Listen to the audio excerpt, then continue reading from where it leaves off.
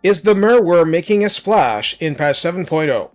Figure of speech, but we want to see if this aquatic monster is worth the cost, and it's not a small cost at all. Let's look at what you get for all that gold, because not all worms are created equal. Recruited for 2,500 gold and 625 upkeep, on Ultra scale this gets Giant Style 12,600 health, armor of 70 is respectable without being high. Missile resistance 25% is decent, leadership 70 is decent, speed 75 and charge speed 88 are pretty strong. Melee attack starts at 59, and that's just under what a lot of melee lords start with. Attack interval 4 seconds is standard, splash a good size large, so trolls on down, and max targets thus splashed is 7. That's a high figure. Melee defense starts at 38, and that's a mix that should be no surprise. Weapon strength 700 is massive, split base 275, and armor piercing 425, but what's amazing about this is that it comes with a bonus versus large of 30. So this becomes an elite monster hunting monster. Charge bonus is 42, and mass is 10,000. This siege attacker of course causes fear and terror. They have a simple way of giving it fire weakness 20%, by giving it regeneration to go with that massive health pool. Also, this is a wall breaker monster of importance because, hey, high elves have a long history of having trouble blasting their way into cities.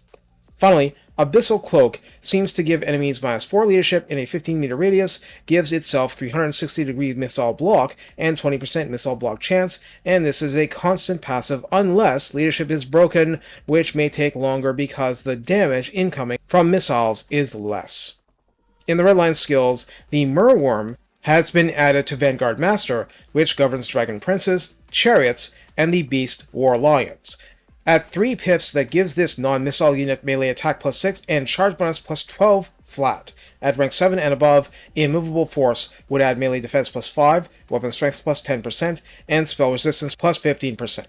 I try to be perfect, but keep pointing out if I make a mistake reading this stuff. That's why I try to cut and paste from updated sites. In the tech tree, a big dose of awesomeness comes from Behemoths of the Sea, granting +5 melee attack, +5 melee defense, and +5% physical resistance for Merwyrms only.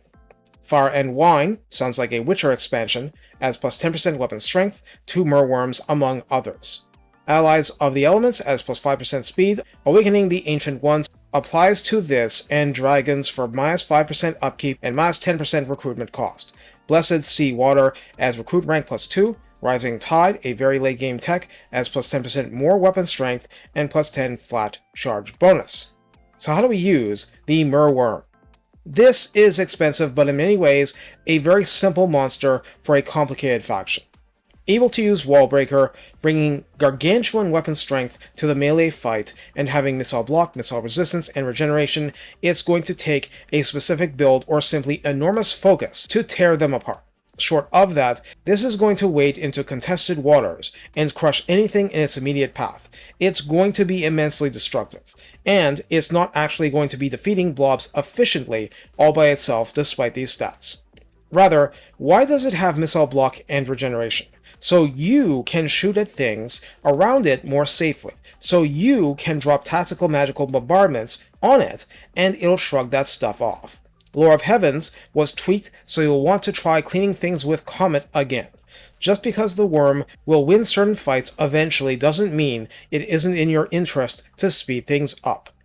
I'm writing this because I saw some comments from other creators claiming to be disappointed. Well, don't ask what the Merwyrm can do for you. Ask what you can do to clean up the mess it attracts around it, so it can then use its charge bonus and its huge mass to crash into something else as if it's jumbo cavalry. Sometimes you really shouldn't overcomplicate something. Model-wise, it's like a cross between a Frostworm and a Dreadsaurian, and I have cut some footage because it was a lot easier for 2 of these to beat a blob of Skeleton Warriors and Graveguard into the ground than to actually finish the job and put them away. They are inefficient at attacking smaller groups, but that's what you have the rest of the army for. It's only a problem if you allow it to be one. Take care, and have fun chronicling how the Merwyrm turns.